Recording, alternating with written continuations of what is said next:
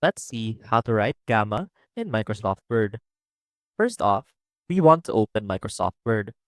And as you can see right here, we have our document ready. Now to type in gamma, simply head on over to the Insert tab and click on Symbols here on the far right. Now click on More Symbols and make sure that you are in the Greek and Coptic subset so you can find your gamma symbol. Now the gamma symbol is indicated by this symbol right here for Greek capital letter gamma, or this symbol right here, which is the Greek small letter gamma. To insert that into your document, simply click on the symbol and click on Insert. And you can also find the shortcut key right here. So the shortcut key for the Greek small letter gamma is 03B3.